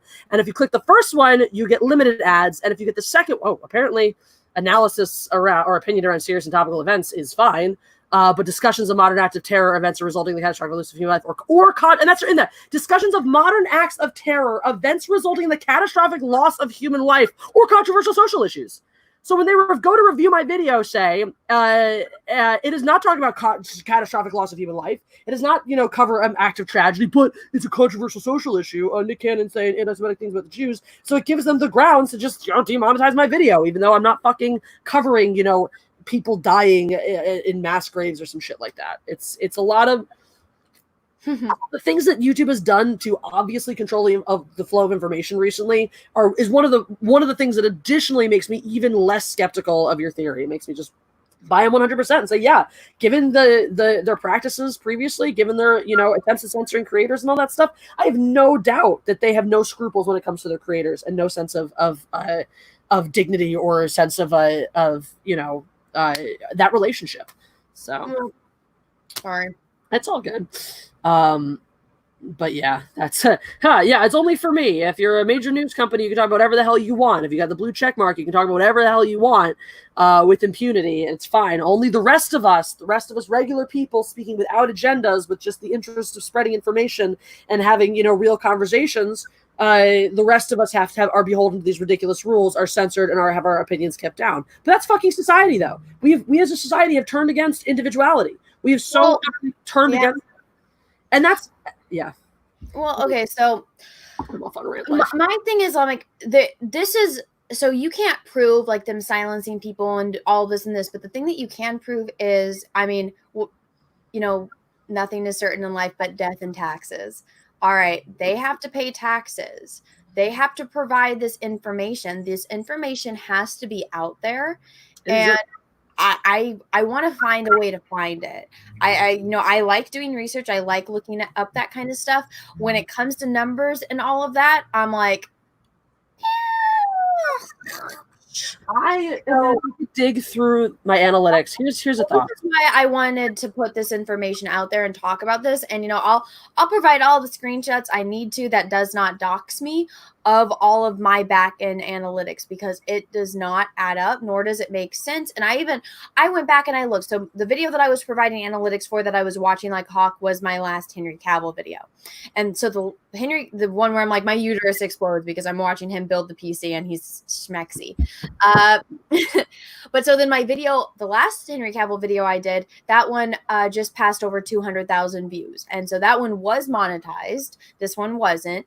And looking at the analytics, and how like they vary, what went differently, what went the same, and stuff like that. And then going back and looking my other analytics from my other videos and how things aren't adding up to the way that YouTube is providing this information. It does not make sense. There's got to be some paperwork out there. It has to exist somewhere on the way that these ads are going on, the way that it works. They have to provide the IRS with something. And if they are doing something to manipulate into like my views, your views, other people in, the fandom industry, other people on YouTube's views, so that way they can make that, we're doing well until they change the notification settings, and they can blame it on that to why you're not getting the views. But I still want to see how much money they're making off of ad revenue, because if they're manipulating our views so it shows us that we have less when we really have more, so that way they can take more of our profit for them, I would not put it past them at all. So I wanted to put this information out there. So again, that's why I said, I was like, I don't know if this is my Mulder in the basement conspiracy theory, there's little green men, or if there's actually something to this. And I think that there's actually something to this. And I wanted information something. And I think that we should start a petition to release, have YouTube release individual analytics. Like, I should be able to know what advertisers are advertising on my videos. I should be able to find out how much they paid to advertise onto my videos, how whatever blanket amount they put in, how that breaks down to advertise on my videos. Because that's one of the things too. That's the other thing is like obviously bigger companies with bigger ads are just sort of blanket putting them out anywhere, but you can also individually choose to advertise this. I had Becky Embers advertise on one of my videos the other day. A bunch of people commented on it, which I thought was really great. Becky Embers. I saw that. I clicked on it and I saw it. I was like, "How? That's random." Yeah, she must be advertising specifically on my platform, which is awesome. I think she's great. She's for those who don't know, she's an erotic fan fiction writer. She writes Star Wars fan fiction. She writes Mormon fan fiction because she lives in Salt Lake City and all that stuff. And she gets a lot of attention as a little dick shamer. People come to her to get told that they have a small penis. It's interesting. She's really fun though. She's written a fan fiction about me. It was hysterical. And yeah, she's really cool. So, but yeah, no, I think we as creators absolutely should have access. We should see, how much who's advertising on our platform, on our content. We should see how much money of whatever they paid for advertising goes towards advertising on our videos, and then we should see what our exact cut is of that, what those numbers are, so we can cross-reference and add it up and go, okay, you paid this much, I'm supposed to get this percentage of that much. Are these numbers consistent? Are they adding up? We should be able to look at that. There's no reason why we shouldn't be able to. There's no like privilege, that we're violating here or anything like that. Those are numbers that are related to us. This is also, by the way, ads that are going up on our content. So whether or not we have, control over what they show or not, we should at least be aware of it. Because I've had people complain to me too, like, "Oh, why am I seeing this kind of ad on your video? I almost didn't watch your video because of this ad on it." And it's like, that's nothing to do with me, So somebody posted on here because YouTube responded to me retweeting this, and they said, "We've sent you a DM. Please check that out." And somebody said, "Check your DM." And then somebody said, "Anna, in case you missed it, this was YouTube's response, and they just deleted it." And they said, after your subs submitted their feedback, they might not get a direct response back, but we do review all their reports and use it to investigate and fix issues. Hope this helps to clarify. That's what they sent me in the DM. Mm-hmm. That was the exact DM that I guess that they typed up there, and then they deleted it and just copied it. Like, well, I guess we'll DM this to you to make you feel special. Also, so I get to this now, obviously, because I'm in the middle of a live stream. But there's going to be a little bit of me posting a lot of screenshots on Twitter, fighting with Team YouTube after the stream is over. But yeah, so I wanted to touch on that. I know I'm very behind on super chats. Let me read a few of those because I've only read one because that's all as far as we got. Dekari Garman, thank you for the super chat. Yes, I love this series. The artist of awesomeness and the God Empress herself together always brings joy in an epic conversation. Thank you. Aw, thank you. Reality check numero uno, thank you for the super chat. I meant Sweet Anita, my bad. It's okay, and we got you. Obi128 27883. Thank you for the super chat. And yes, it was a $50 super chat. So holy fuck, thank you. I'm sorry it took me so long to get to it. Is this a drinking stream? LOL. Jessi can fill you in. She gets it. I'm joking too. You guys are awesome. Keep being strong, awesome women you are. Thank you. I appreciate that. He pulled the shit out of my stream last night because, you know, mindless entertainment streams can often be drinking streams. Usually for the right price, any stream can be a drinking stream. So he pulled that on my channel last night, and Jeff and I pulled out the Maker's Mark and took a shot. God.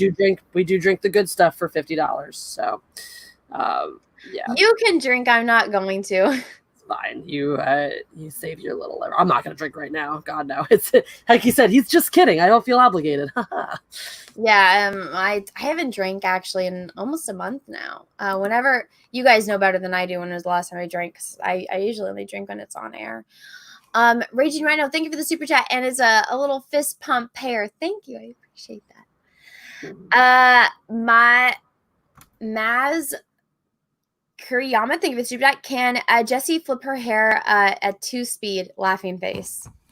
At double speed. There you go. Thank you, Van Dusen. Thank you for 2 super chats in a row, and they're both super stickers. One is a rose and one is a cat. So I appreciate that. It's cute. Steps and Gold, thank you for the super chat. Too much awesome content lately. Hail the fandom. Thank you. I'm glad that you think the content is awesome. I wish YouTube would send out notifications about this. Yeah, so other people get to see it too, because we think it's awesome. We love what we do. Let's see. Edmundo 2, thank you for the super chat. You look great, Anna. F the haters. LOL. Thank you. Yeah. Steps and Gold, thank you for the super chat. Anna, check out sand flea removal right up your alley. I saw that. And like, God. I looked it up because I was like, what the fuck is this? I was like, oh, God, no. I am so excited to see that now. You will love it. It is horrifying. Ooh. I didn't watch any videos. I just saw a picture. I was like, no, thank you. No, thank you. But yeah, you'll like it. I'm super excited. Macy Van Dusen, thank you for the super chat. Anna and Jessi equals wonderful stream. Oh, well, thank you. We love you, Macy. You're such a great listener. Thank you. I appreciate it. And I think that that's caught up for now. So you want to talk about the next thing, which is these Star Wars. So yeah, we can't just leave it. 1 week we've got a new ridiculous show coming out for Star Trek. We can't just leave well enough alone. No, the rumors this week, which I'm surprised Doomcock hasn't already covered, are of a new show coming to Disney Plus, I guess, starring Lando Donald Glover as Lando Calrissian, which I talked myself into thinking could be okay for 5 seconds. I was like, well, if you got like a Lord and Miller to do it and you leaned into the humor and you made it a comedy, and then I remember the droid and I was like, fuck that, no. Fucking L337. Yeah, no. Don't. If she's going to be part of it, L337's going to be any part of the show, I want just nothing to do with it. I don't want to see this. I also don't think it's going to happen. What? Okay, well, this would probably be pre-solo, I would imagine. I have this. This is the Collider article. That's the one I read too, yeah. Could it be happening? So this one says, could it be happening? So that's a question mark. So I just went through and I clicked the Collider one, but let me see if it's on. Okay. What is happening? No. Just stop. Ew. If it's on like StarWars.com, but if this is just speculation. Yeah, it's just speculation right now, I think. Oh, well then what the hell is the point? Okay, I guess we can. And actually Collider made nothing's confirmed, no. And I think Collider actually made a really good point in that article that, like, given his involvement in Atlanta, given his, work as Childish Gambino, still making music and touring and whatnot, he doesn't really have a lot of time to be a series regular on something, especially like, I get it, in a vacuum, the idea of being a series lead on your own Star Wars show sounds great. But if you look at the track record of Star Wars, especially of the movie that he was in, even though a lot of people responded pretty well to his character, which was funny because he was actually the part that I was the most excited for going into it. He's like the only thing I was excited for going into it, and he was the biggest letdown for me. Nothing to do with Donald Glover. I think he's perfectly fine, but I just hated the way they wrote that character. But do you want to read it? Yeah, just because Star Wars Celebration was canceled this year and Comic-Con has been relegated to an exclusively at-home experience doesn't mean that the potential geek bombshells aren't being dropped this week. A podcast called Kessel Run Transmissions claims that Donald Glover will return to the role of Lando Calrissian for a new Disney Plus original series. A representative for Disney did not immediately respond to a request for comment. Now, while this might make perfect sense, Glover was unquestionably the highlight of the otherwise middling soloist Star Wars story, it also seems highly unlikely given how in-demand Glover is as a performer, musician under his Childish Gambino moniker, and creator. His beloved FX series Atlanta will be back at some point. Lando would be a huge draw for Disney Plus, especially if Glover had some role in the show's creation. You know he'd want to explore Lando's sexual relationship with that robot. Oh, God. But it is questionable how available he would be for a project of that scale and complexity, especially given the massive time commitments involved. And I think that's a really good point against it there. That said, he seemed to have a good time on Solo despite its notoriously troubled production, with Disney acquiescing to his many requests, like flying the Atlanta staff to London so he could work on the season of the show while they were filming. And the rumor suggests that they agreed to pay him a lot for his involvement in a forthcoming original series. And while that source might sound dubious, Kessel Run Transmissions also broke the news about The Bad Batch and the Clone Wars spinoff coming to Disney Plus weeks before its official announcement. So while they might be unknown, they're far from unproven. And if Lucasfilm really did want to blow the doors off the Star Wars celebration, this would certainly be the way to do it. Let me go. Is this the end of the article? Yes, it is. Let me go check out this Kessel Run thing. So I find this hard to believe. Again, it's just Disney keeps making all these announcements about these new projects. Well, when are they happening? When is this Leslie Headland series happening? What is the Leslie Headland series happening? When is the Cassian Andor series actually going to happen? Is the Obi-Wan miniseries actually going to happen? You have all these questions in the air, and I think they're just, this to me just sounds like more speculation, because at this point it's the same way like, oh, Rian Johnson's getting a trilogy. Great, you announced that forever ago. It's never happening. I wouldn't put it past Disney to announce next month when Celebration was supposed to happen, to make some big announcement about, oh, we're doing a Donald Glover-led Star Wars Disney Plus series. And then when shit gets back to normal production, goes back to happening, to pull another announcement like, oh, well, we just couldn't reconcile it with Donald Glover's busy work schedule, so it's not going to happen. I could easily see that. I think that they might put out this as an announcement for hype, but I don't think it's going to happen. Well, I mean, what if they did it animated because of the beer bug, and so they just have him do voice? And this is what I said about the whole Bad Batch thing, because I did a video. Nobody saw it because YouTube didn't send anybody their notifications. But the Bad Batch, I was like, that's smart. Do animation, because all of that can be done from home. You don't they're kind of screwed over because they have the streaming service and they had all these shows lined up, but they can't film anything. And I'm like, animation, voice actors can do it from home. People want to work. People need to make money. They will find a fucking way to do it from home. You can do all the animating from your own at-home computer. You can do all the voice acting from at home. You can do all the editing at home. You saw Brie Larson's at-home studio set up with her 8 cameramen. So obviously, if she can do that for YouTube, y'all could get together and buy a nice microphone for or Disney could send them a nice microphone even for a professional production. Yeah, no, absolutely. There's no reason why animation can't happen remotely. I think that's actually a really good point. So if they did a Lando thing, and it's a Lando Kardashian show for Disney Plus, and it's animated, so Donald Glover doesn't have to be there, it's going to save them a lot of money. Yes, animation is expensive, but I'm pretty sure that it's going to cost them less to do that, especially during the beer bug, than it would be to get this entire production running, pay Donald Glover to be there as to just pay him for voice acting work. Oh yeah, voice acting rates are much lower, and animation, it doesn't even compare to the costs of doing an in-person feature where you got a location scout. Your crew is so much larger because you actually need. Show me this information. If you're going to make these accusations, Kennedy is confirmed out. Where is it? I have not seen a single.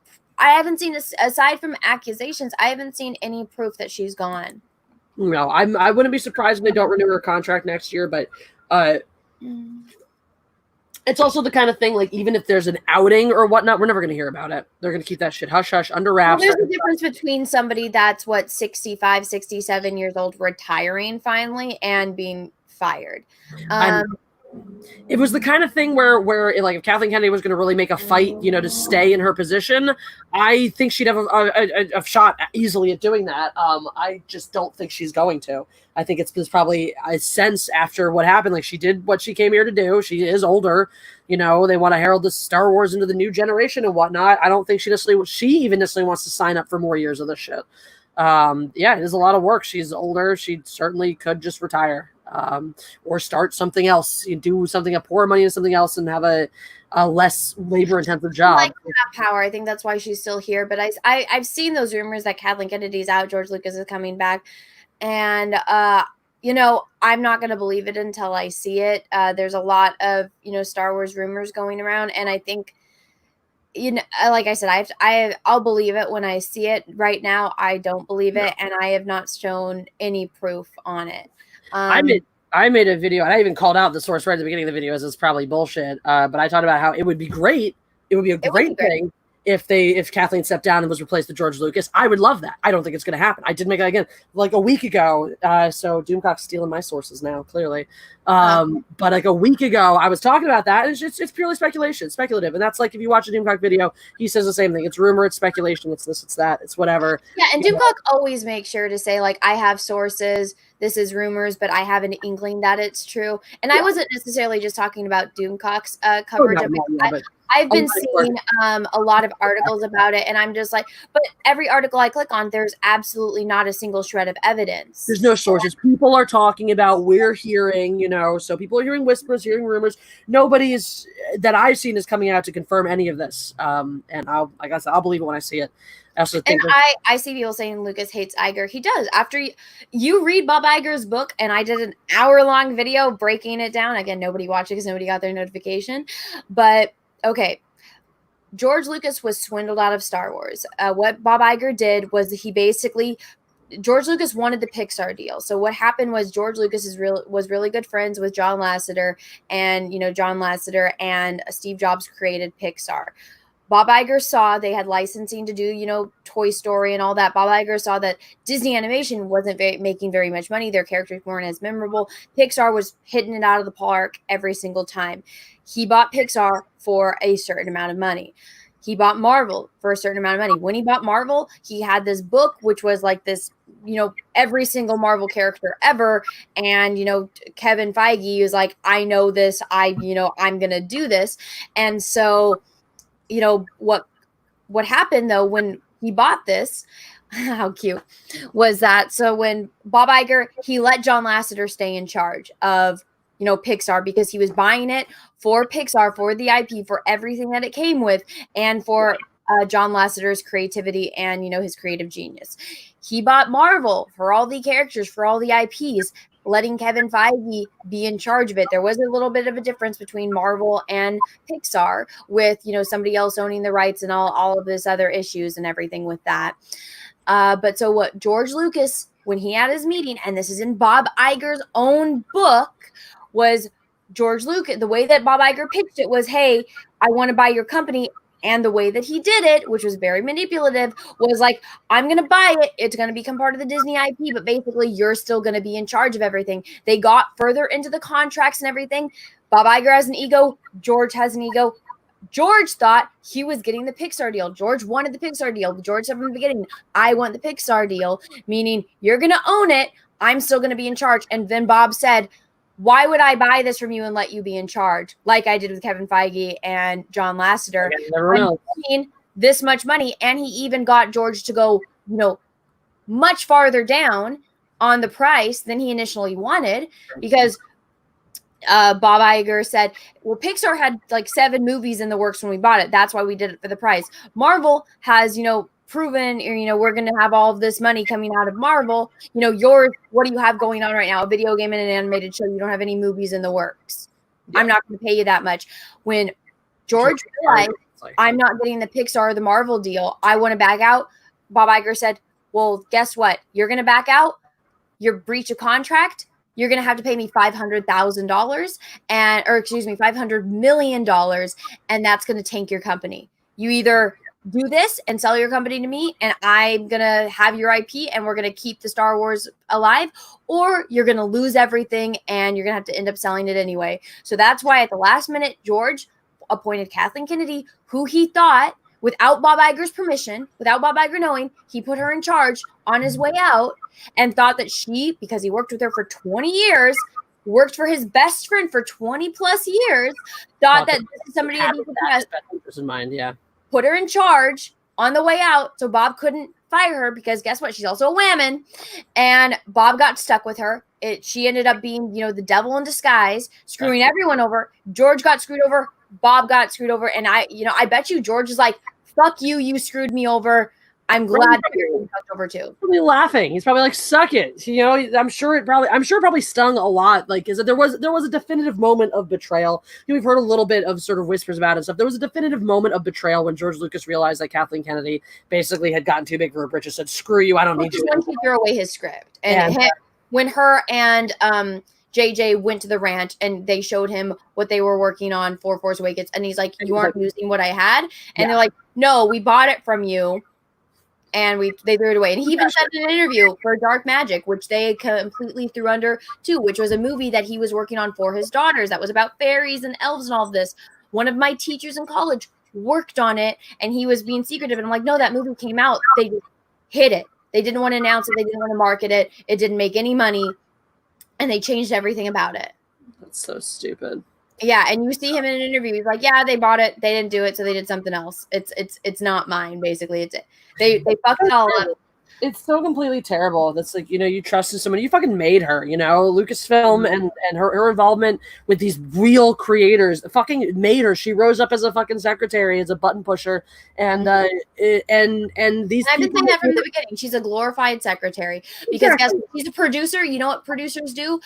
They make sure that everything, all the paperwork is done, all the money is paid, make sure everyone shows up so that way the creative people do everything else.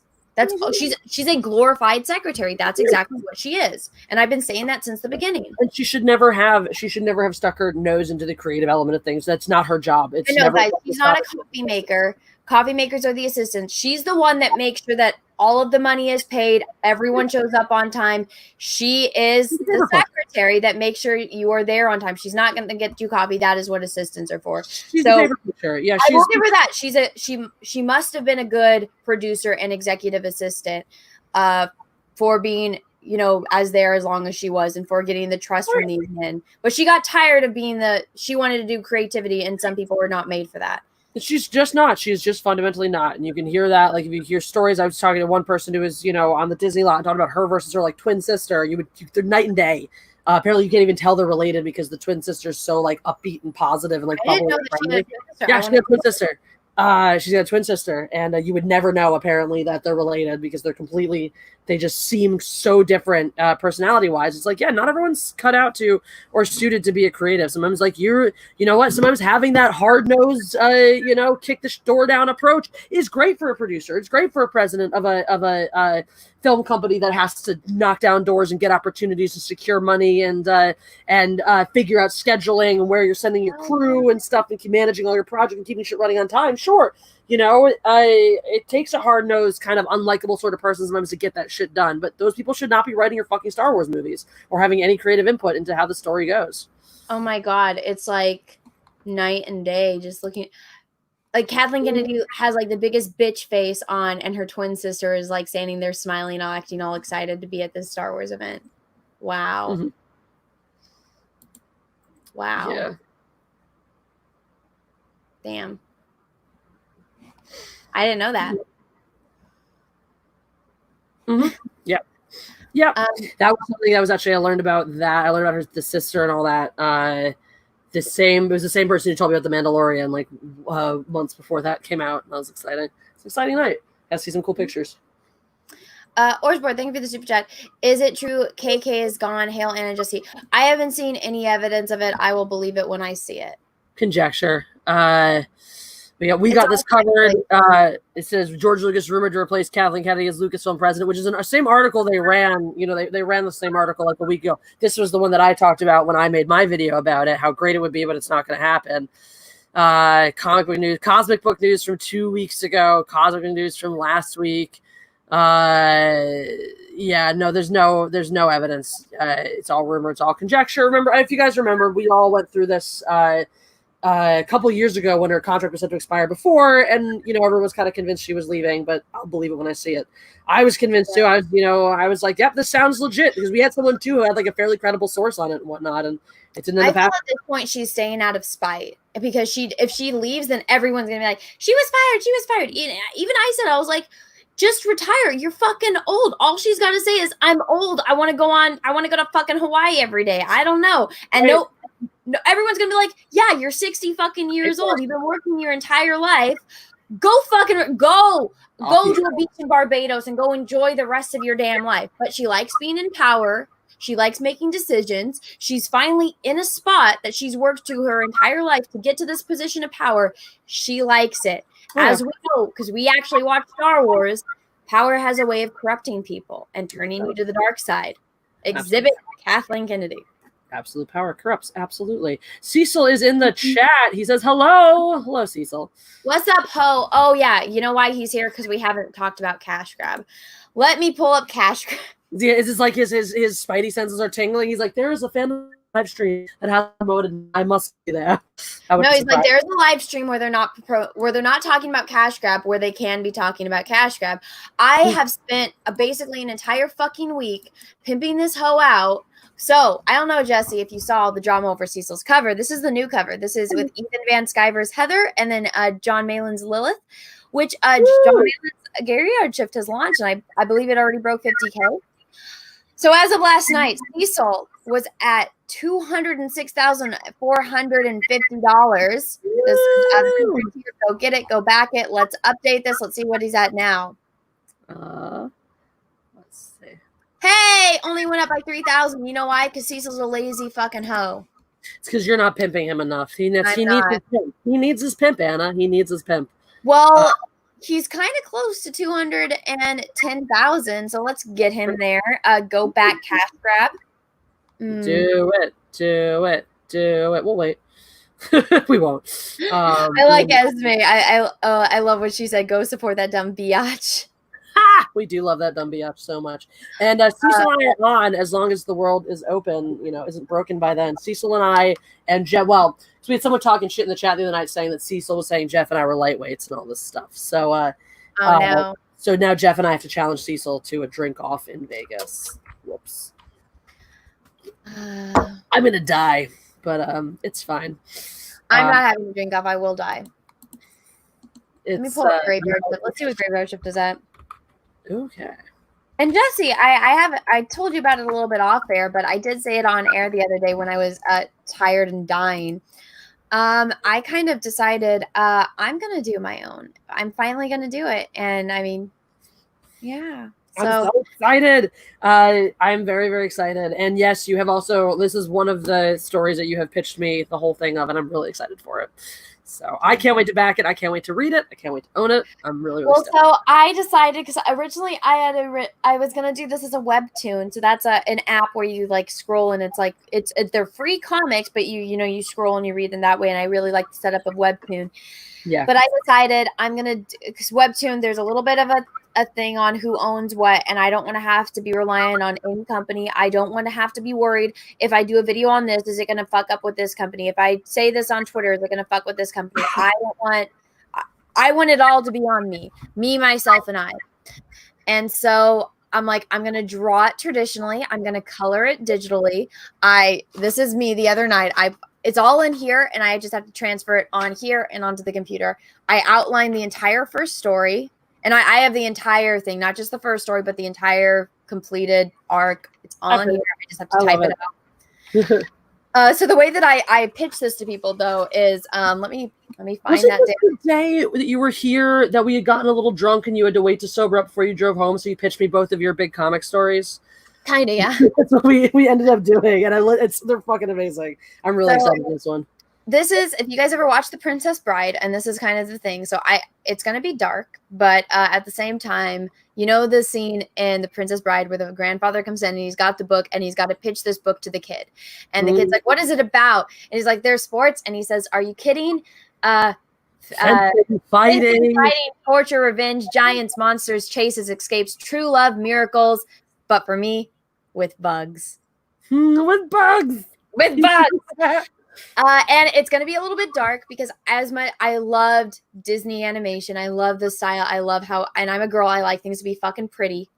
I like it pretty. I like it colorful, but it's going to be dark and it's going to be kind of gory at times.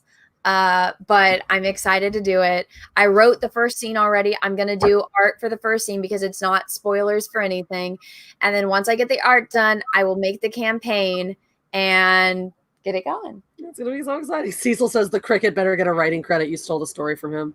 I am. I'm going to dedicate the entire fucking book for this cricket, even though, and this is what I was like, I've been working on this story since college. This is from my first semester of college. This is one of the characters. This is from a stop motion class in college. And I've had this story in me for almost a decade now. I have a few of those, man. But so let's see. But let me share John Malin's campaign for Graveyard Shift 3, which doesn't have the damn matching covers. He's at $59,070 in one day. Wow. In just a few hours, he's gotten almost $60,000. That's phenomenal. So here you go. Here's all the tiers. I really enjoyed Graveyard Shift 1. I'm in the middle of Graveyard Shift 2. I really, really like it. The whole concept of it, Jessi, is if like Dracula, the werewolf. He was on my channel. He was telling us all about it. We're so in. I just want to get him back on. Jeff and I have been talking about how much we liked him and want to do more stuff with him. John's awesome. And then I love Rob Willis's artwork. I love it. He's fantastic. Everything that I've seen of his, I'm like, holy shit, this guy's fucking great. And he was, I believe, if I get the story correct about Rob, was that he was just a tattoo artist and someone was like, you should draw comic books, and he's fucking fantastic. Wow.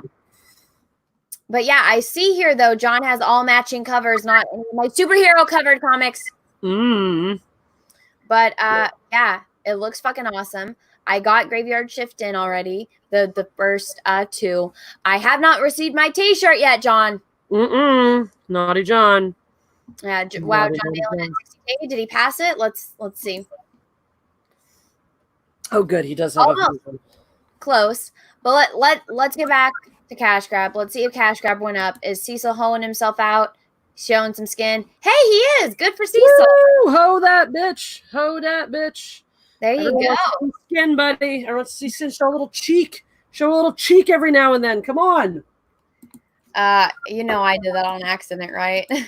Yeah, I meant literally face cheek as he wears the mask and stuff. But... Oh, so yes, you meant like face cheek, not ass cheek. Yeah, no one wants to see his ass cheek. Ew, no one wants to see fucking butt. But show a little side ball. There you go, Cecil. There you go. I don't know if that's gonna help your sales or put them down, but yeah, stuff is going well. I'm happy for John. I'm happy for Cecil. Jessi, was there anything else that you wanted to touch on? Because I know we started off a little bit late. Yeah. Not really. I did want to say, I think it's such a great thing that we're doing as a community, though, where it's like when we're not beholden to the bullshit, all we do is make beautiful things. I mean, I think that just shows you right there how many creators right now, people that we know and love, and we can vouch for their quality of character, are putting up these incredibly successful Indiegogo campaigns. And because people want to buy it, because it's such a blessing as independent creators to have this direct access to our fans. We don't have to go through the media. We don't have to go through journalists. We don't have to go through any third parties, who want to interject their opinions on what we're doing. It's a really great time to be a creator, because for all the shit that we have to deal with, for all of the, as much as YouTube dogs us and, a lot of these platforms are really iffy, there are certain direct lines we have to our audiences that we can take advantage of, and we can bypass that stuff. And I think it's great. I think it's wonderful. I love how many new things are coming out now. Jeff's working on his second release of Stealing Solo.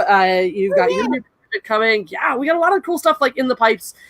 One day we'll put out stuff that I'm working on. I'm putting out a music video this week.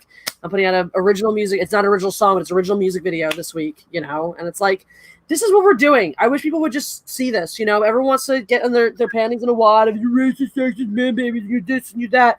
And this is what we're really, yeah, sure. Doomcock is getting tons of views on speculative videos, and people want to split hairs over whether it's true or not. It's like, it's fucking reporting as rumors anyway, so calm down about it.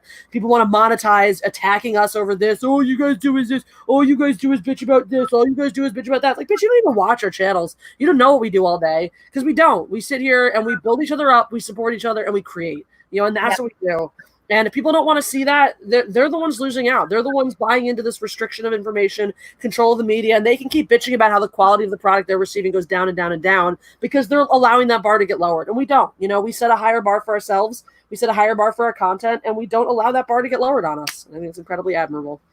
So, correct. And Macy Van Dusen sent in a super sticker, so thank you. And it's a little puppy with all the hearts, so thank you. And then Raging Rhino sent another super chat where he's, I think it's a pear pumping weights. Oh, he loves that pear. I love that pear pumping. I know the pears. I just wish that the super stickers would show up on StreamYards. That's right. So we have to keep toggling. Yeah. Because I can never tell. And I want everyone to be able to see them too. But they are, well, everyone else can see them, but we just yeah, it was just we. And when we highlight them, it doesn't show up. Like even when I do this, when it's all the emojis for my channel members, it doesn't show up. It's like y'all get to enjoy that shit. We're sitting here on StreamYards. Honestly, StreamYards is pretty good. They've updated a lot of things. I hope to see that. And I'm assuming there's probably just a coding interface that doesn't work out, you know, going from one place to the other. But I'd love to see that the next big step from StreamYard would be like emojis and, you know, super stickers. Let's get that shit rolling. Yep. Well, with that being said, we are going to cut it a little bit short. We like to keep it at 2 hours, but we were late because I woke up really, really late because my sleeping schedule is fucked up, and I still have not made my thumbnail for Drunk 3PO stream later tonight because we watch Star Trek every night. We're doing a 2-part episode again tonight. We're doing another double feature. So tune into Drunk 3PO's channel for that. Catch it live if you are not his channel member, because after the streams are done, he sets them to members only for his members. So go check that out. Jessi, anything you want to show? Definitely subscribe, because like I said, I'm dropping my first music video in many years. The last time I did one, it was on a horse. It's available on the internet, but I'm not telling you where. That's for you guys to find out on your own. This is my first music video that I've produced in a very long time, so I'm very excited for it. And I'm excited to see what you guys think. So make sure you're subbed and look for that dropping. Also, if you're on my Patreon, I think I'm just going to drop that maybe later today or tomorrow or something. So you're going to get some early access to that if you're at my $10 tier. So. And yeah, somebody is saying that John is only $55 away from 60K. Well, I'm going to have to back this once we're off air because I wanted to do an add-on, but you can only do that on the PC. So he's definitely going to get there in a few minutes. But everyone, go support Cecil. Go back Cash Grab. Go back. Excuse me, I'm getting the hiccups. Go back Graveyard Shift 3. They're awesome. And until next time, everyone, have a great rest of your day. And may the force be with you, because we are really, really, really going to need it. Bye, everyone.